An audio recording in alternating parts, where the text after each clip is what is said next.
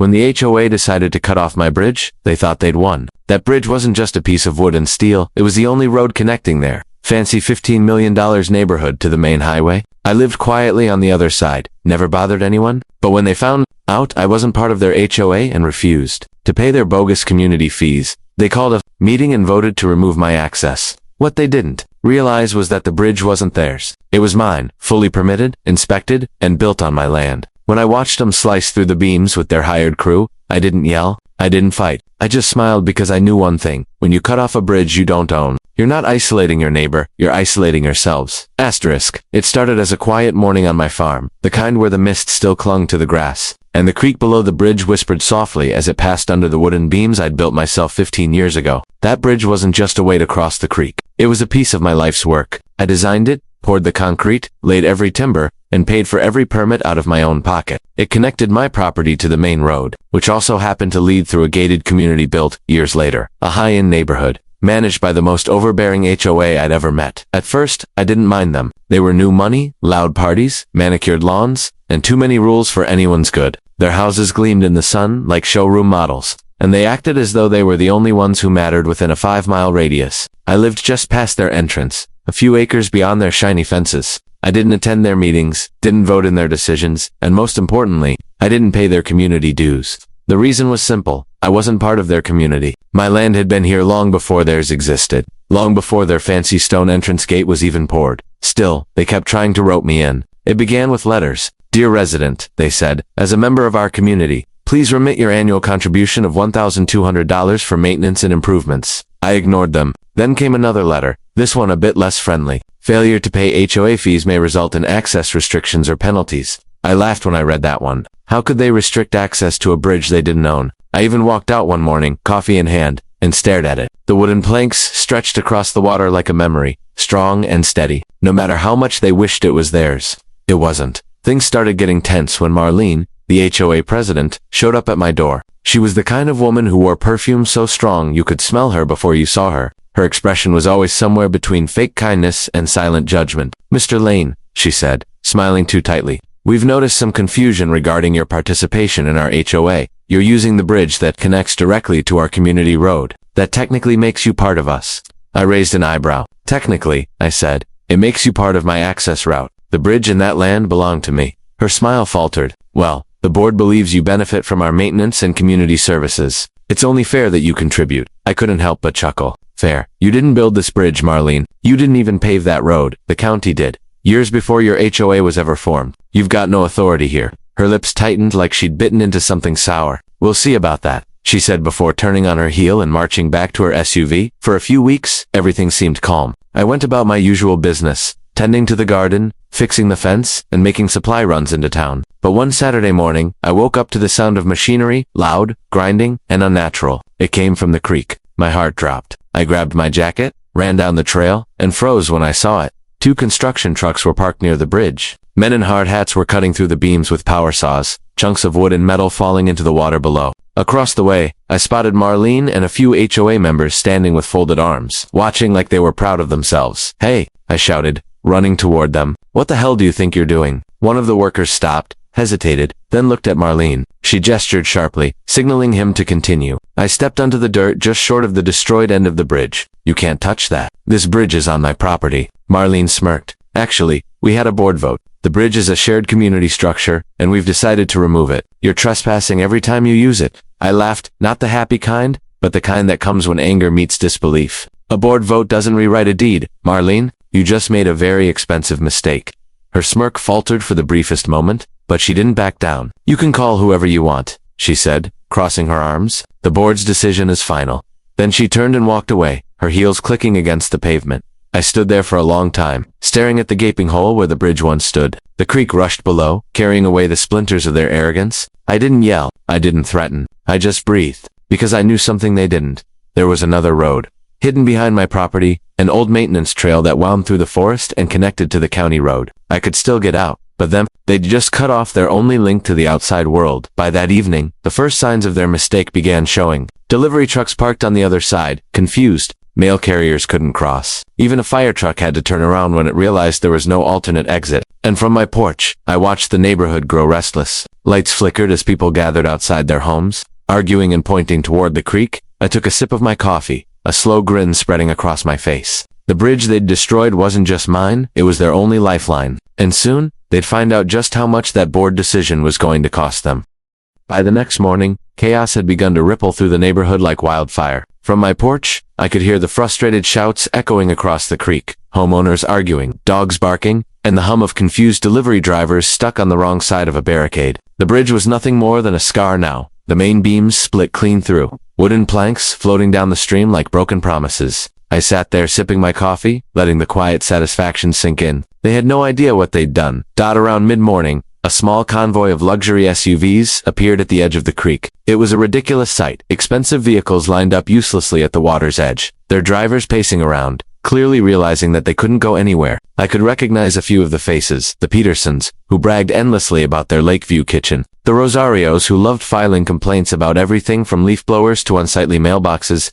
They were the HOA's loudest voices, and now they were stranded in their own kingdom. The first real attempt at damage control came from Marlene, of course. Around noon, she arrived with her clipboard, sunglasses perched high, acting like nothing was wrong. She waved across the creek at me. "Mr. Lane?" she called, trying to sound cheerful. "Can we talk?" I didn't move from my porch. "Talk about what, Marlene?" "The destruction of private property. Or how your neighborhood is now an island." She flinched, though she tried to keep smiling. "There's been a misunderstanding," she said, her voice raised to carry over the sound of rushing water. "We believed the bridge was a community structure." I shook my head slowly. "Believed? You didn't even check the land records. You just cut it down." "That's not a misunderstanding. That's negligence." Her smile faltered. "We need to find a way to fix this. The residents are inconvenienced." "Inconvenienced?" I laughed. "You mean trapped?" Behind her, a few neighbors were clearly listening, whispering among themselves. I could tell from their worried looks that not everyone had supported the bridge demolition. It was probably Marlene's idea, her solution to put me in my place. And now, they were paying for it. Over the next few days, things got worse for them. Without the bridge, delivery services stopped coming entirely. Trash collection was suspended. The HOA board tried to coordinate a temporary ferry service, but the creek's current was too strong for anything other than a small boat, and most residents weren't exactly the row-your-own-dinghy type. Eventually, they realized that the only alternate road, an old dirt maintenance path through the woods, cut directly through my back property. I knew it was only a matter of time before they came asking. Sure enough, 2 days later, I heard the sound of someone knocking at my door again. This time it was a man in his early 40s, neatly dressed, holding a polite smile that barely hid his desperation. "Mr. Lane?" he asked. "I'm Tom Weaver, vice president of the HOA. "I remember," I said, gesturing for him to speak. "We understand there's another route out of the neighborhood," he began. "A back road that connects to the main highway. We were wondering if you could use it." I interrupted. "Tom, that road is on my private land." "Yes, I understand," he said quickly, "but this is an emergency situation. People have jobs, appointments, kids who need to get to school. We're willing to discuss compensation." That caught my attention. I folded my arms. "Compensation? You're offering to pay to use my road?" He nodded. "Temporarily, until the bridge is rebuilt." I could see he was genuinely trying to negotiate, unlike Marlene, who led with arrogance. I almost felt sorry for him. Almost. "I'll think about it," I said. "But just so you know, rebuilding the bridge isn't going to be cheap. You'll need county approval, environmental clearance, and an engineering permit. And since the HOA destroyed a permitted structure on private land, that's going to be a legal nightmare." His face fell. "You're saying this could take months? Or longer?" I said simply. The next week was almost comical to watch. The HOA scrambled, calling emergency meetings, hiring lawyers, and trying to convince the county that the bridge had been unsafe and needed removal. But that story didn't hold up long, especially when county inspectors reviewed the original building permits. My name was clearly listed as the owner and builder. The inspectors even confirmed that the structure had passed safety checks just 6 months ago when the report came out. The neighborhood turned on Marlene. Residents stormed the HOA meeting, demanding answers. I heard it all from my porch one evening, voices echoing across the water. Someone shouted, "You said it was legal." Another yelled, "We're stuck because of you." The next day, a moving truck sat parked awkwardly near the creek, unable to leave. It was poetic justice. The funniest part? They still didn't know about my hidden road. I used it quietly, driving to town for groceries, work, and meetings with my lawyer, while the HOA residents stayed trapped in their luxury bubble. A few times, I even saw them waving at me from across the creek, realizing I could come and go freely while they were stuck. I never waved back. I just smiled and drove off. But I knew it wouldn't end there. People like Marlene never accept defeat easily. She'd come back, I was sure of it. And when she did, she'd try to twist the story again, to make herself look like the victim. The difference this time was that I had the law on my side, the permits in my hand, and the patience to let her dig herself in deeper, because the truth was simple. They'd cut off my bridge, thinking they were punishing me. But all they'd done was sever their only road to the outside world. And soon, they were going to learn just how expensive that mistake would become.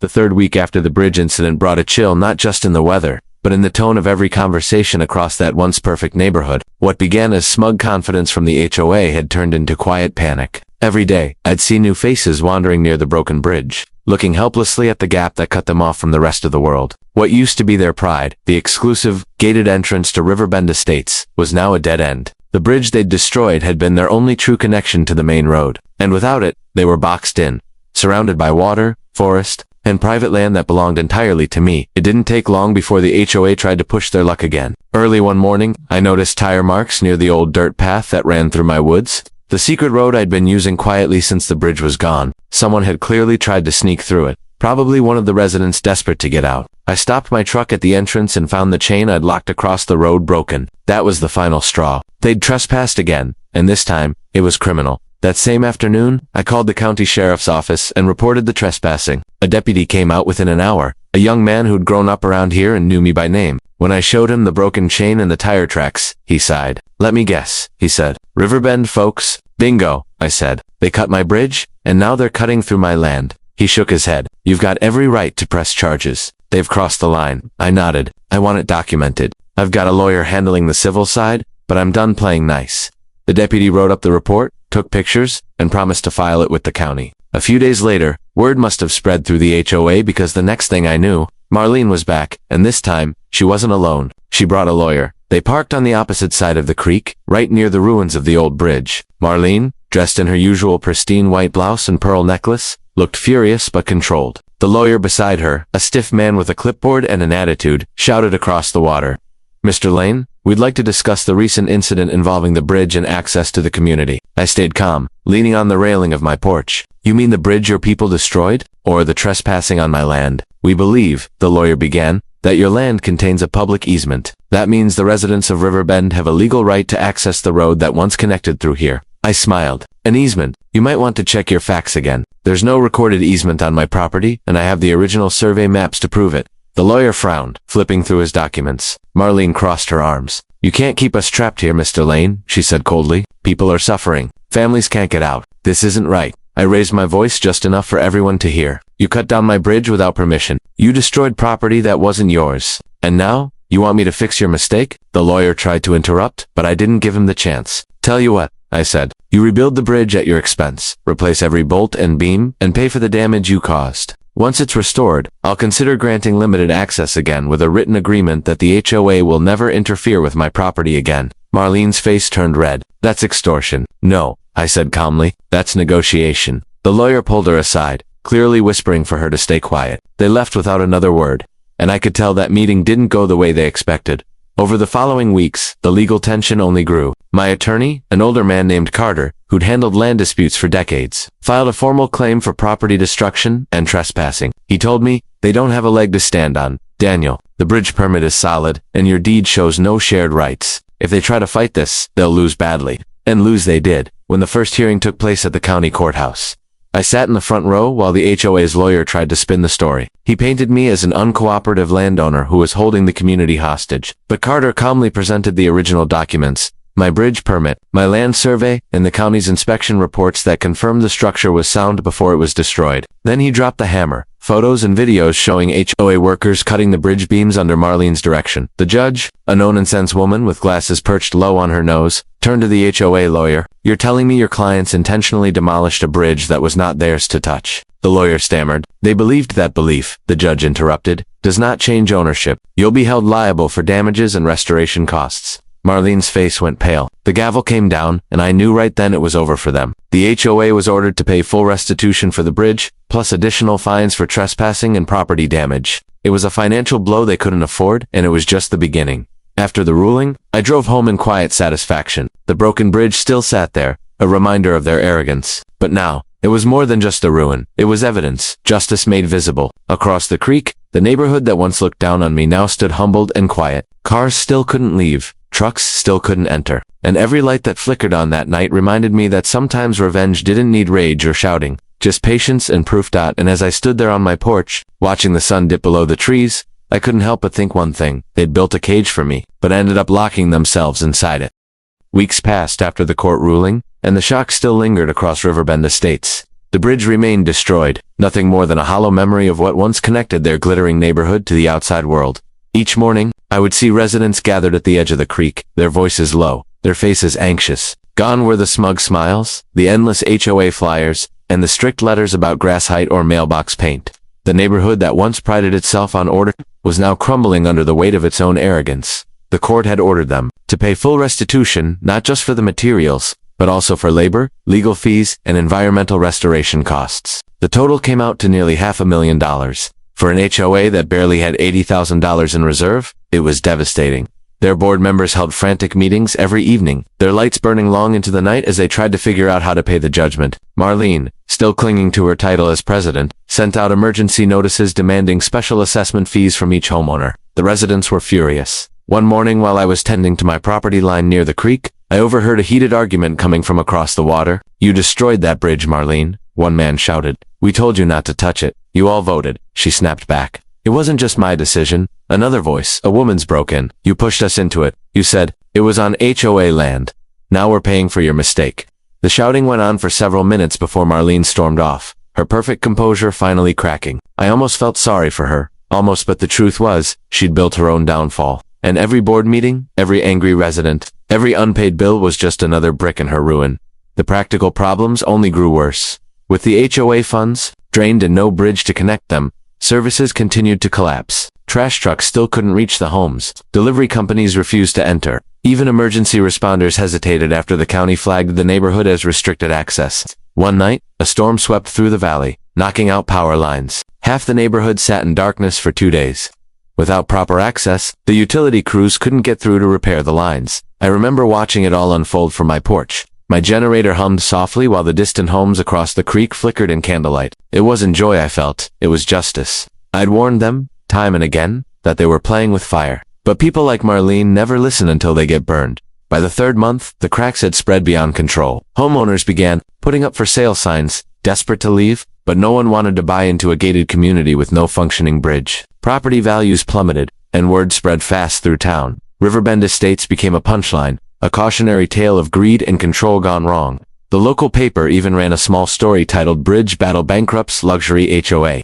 That headline was the final nail in the coffin. A week later, I got a letter, not from Marlene, but from one of the HOA board members, Tom Weaver, the man who had once tried to negotiate with me respectfully. He wrote, "Mr. Lane, the HOA board has voted to dissolve Riverbend Estates Homeowners Association effective immediately. We are unable to meet our legal and financial obligations. The residents wish to thank you for your patience during this difficult period." I read the letter twice. It felt surreal. The same group that had tried to intimidate me, threatened me, and destroyed my bridge was now formally disbanded. The HOA was dead, but Marlene wasn't done yet. A few days later, she showed up one last time. She parked her car near the ruined bridge and called out to me across the creek. Her tone wasn't sharp this time. It was quiet, almost pleading. "Daniel," she said, her voice carrying over the water, "please, let's rebuild the bridge together, for the people. They're suffering." I walked closer to the edge, close enough for her to see the calm in my eyes. "You didn't think about the people when you cut it down," I said. "You thought about control?" Tears glistened in her eyes, and for the first time, I saw the weight of her mistakes crush her pride. "I made a mistake," she whispered. "We all did." I nodded slowly. "You did, but mistakes have consequences." I paused, then added, "I'll rebuild it, but it'll be mine, and it'll stay that way. No more HOA meetings, no more rules. You'll cross when I allow it." She didn't argue. She just nodded once, quietly, and left. A month later, I hired a local crew and began construction on a new bridge, steel-framed, sturdy, and built higher to withstand floods. This time, it had a gate at my end, with security access only I controlled. The neighbors watched from across the water as the work progressed, silent and humbled. When it was finally done, I didn't host a grand reopening. I simply unlocked the gate one morning and placed a sign beside it, "Private property access by permission O&L," with the residents crossed carefully, their cars creeping over the new bridge like pilgrims returning home. They waved politely now, their arrogance gone. Marlene had moved away by then. Rumor had it she sold her house for half its value and left town quietly. Standing on that bridge one evening, I felt a deep sense of closure. The sun was setting, turning the water gold beneath my feet. The air was calm, the way it used to be before all the chaos. The HOA had thought they could force me out, but in the end, they'd only forced themselves to collapse. They lost their money, their power, and their reputation, all because they couldn't respect what wasn't theirs. As I leaned against the railing, I thought of something my father once told me when I built that first bridge years ago. Son, bridges connect people, but if you build them on pride, they'll always collapse. And now, I finally understood what he meant. Months passed, and life slowly returned to normal, or at least, to a new kind of peace. The new bridge stood firm, a sleek structure of steel and stone that gleamed beneath the sunlight. Every time I crossed it, I felt a sense of satisfaction that went deeper than victory. It wasn't just about proving a point anymore. It was about reclaiming my space, my rights, and my dignity. The creek beneath it still whispered the same tune, but this time, it carried a lesson that echoed through every ripple. Respect isn't demanded through control. It's earned through understanding. The neighborhood across the bridge had changed too. Without the HOA breathing down their necks, the residents seemed lighter, freer, and more human. The endless complaints about fences, colors, and mailboxes were gone. People started mowing their lawns on their own time, hanging lights however they pleased, and waving when they passed by instead of glaring. Some even came over to talk, to apologize, to make peace. One of them was Tom Weaver, the former vice president of the HOA. He showed up one afternoon with a folder in his hand and a weary smile on his face. "Mr. Lane," he said, "I wanted to thank you. Most folks here were mad at first, but now, they see what really happened. Marlene's gone, the HOA is gone, and people finally realize how much nonsense we were all caught up in." I nodded, gesturing for him to sit on the porch. "You were one of the few who tried to make things right," I said. "You didn't deserve the fallout."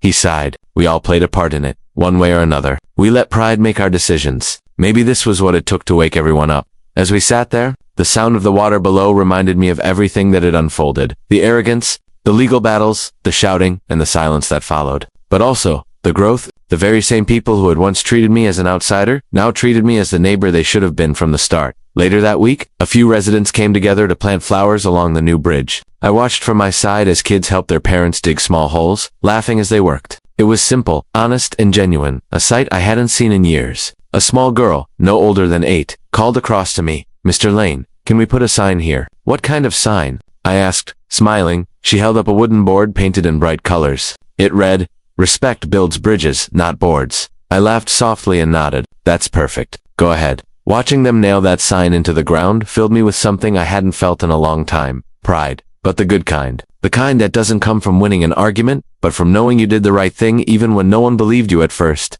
As time went on, the story of Riverbend Estates became a local legend. People in town still talked about the HOA that cut its own bridge as a warning to others about greed and overreach. Some folks even drove out here just to see it, the infamous neighborhood that destroyed its own lifeline. But to me, it was more than that. It was proof that sometimes the best revenge isn't destruction or anger, but patience and truth.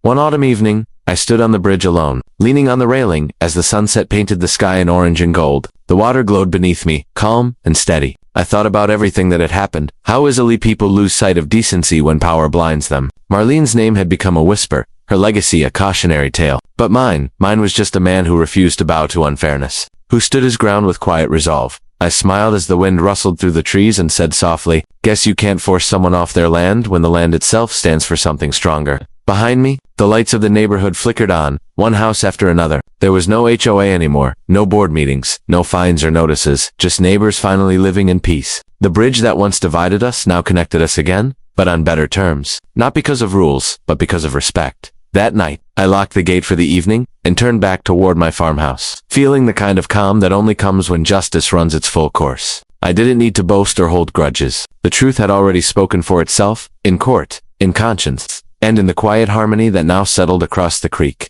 Before heading inside, I looked back at the bridge one last time. The sign the little girl had made swayed gently in the breeze. Respect builds bridges, not boards. I couldn't have said it better myself. What the HOA thought would end me had, in the end, rebuilt me. It had restored something more valuable than any property. It brought back peace, fairness, and community. That bridge wasn't just a crossing over water anymore. It was a crossing over everything that had gone wrong and a step into something better. I turned off the porch light, closed the door, and smiled to myself. The battle was over. The bridge stood strong, and I finally had my peace. If you enjoyed this story, make sure to like, share, and comment your thoughts below. For more dramatic HOA stories like this, subscribe to my channel, HOA Bright Reality.